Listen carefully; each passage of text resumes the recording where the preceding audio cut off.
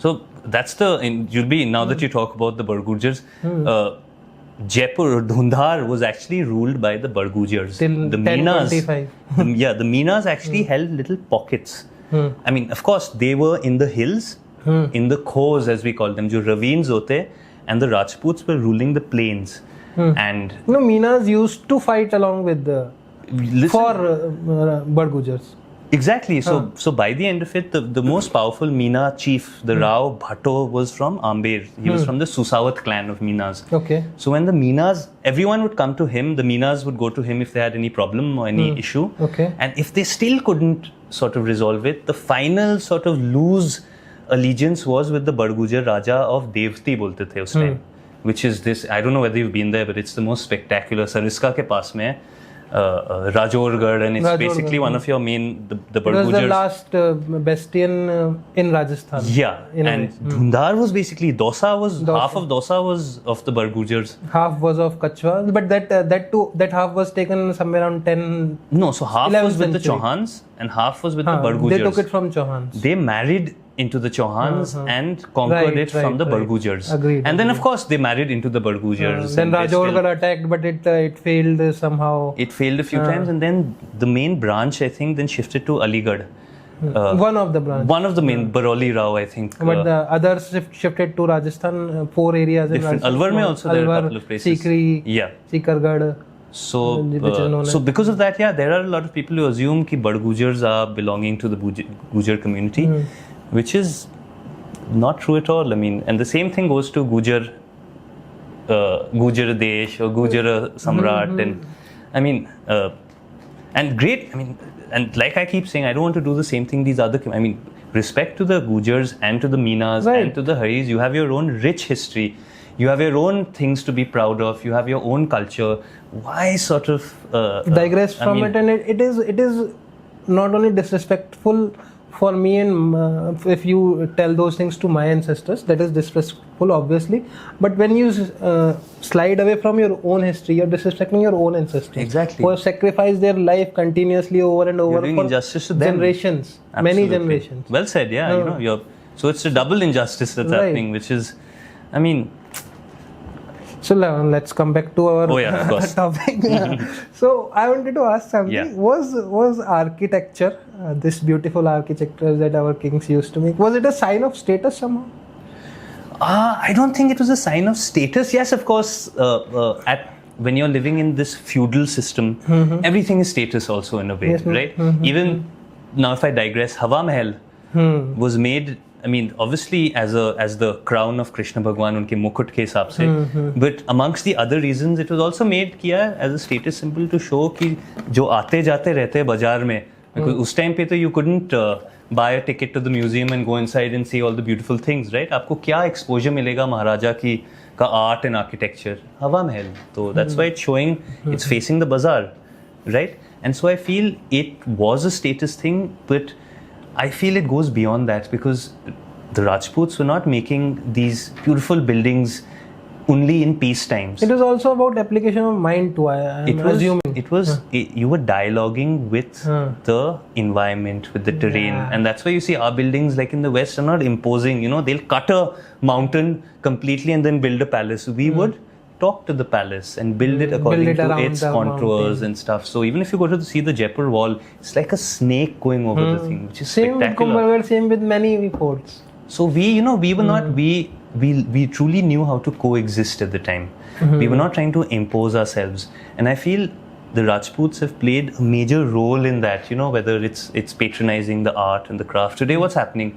A lot of crafts or heritage at the cost of environment. No, it's disappearing. You see a lot of old artisans artists and craftsmen are disappearing because after independence, there's no one to patronize them. Who's going to support them?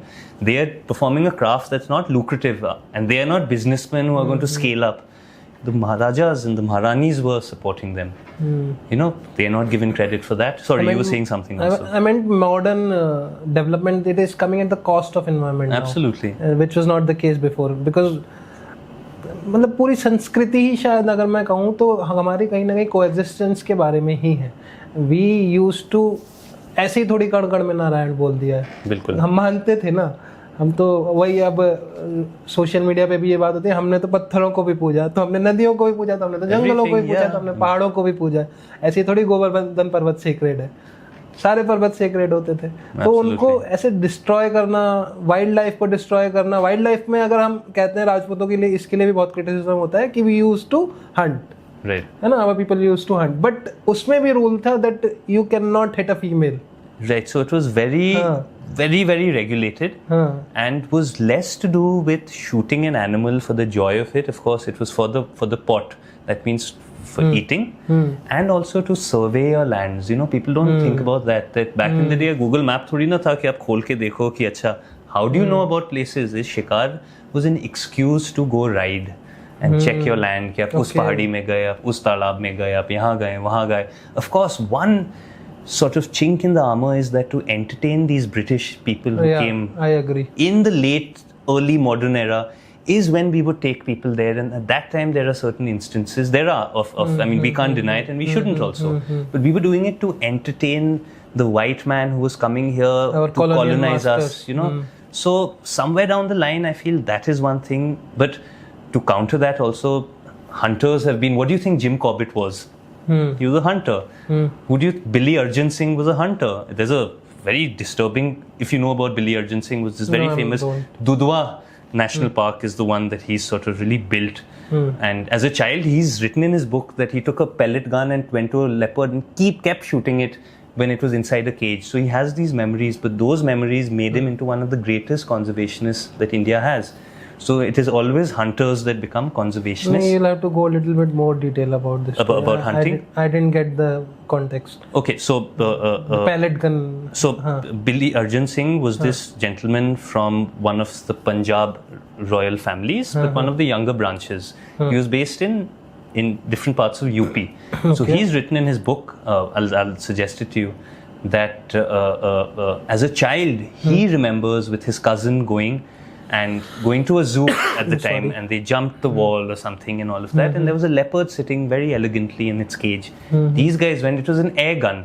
Okay. And what will the leopard do? I mean, it's inside the cage, and they went and kept shooting it. An air gun won't kill it. It'll injure it, you know, and sort of, and this is his words, he's written, and of course that regret stayed with him all his life. Okay. But you can see the nature of the person and how things change also. So these hunters, Jim Corbett, Billy Arjun Singh, who've hunted big game, small game, who've also had bad instances like I just told you about, became the biggest conservationists. You know, they are the ones. Jim Corbett was the first person, I think, to have a national park named after him.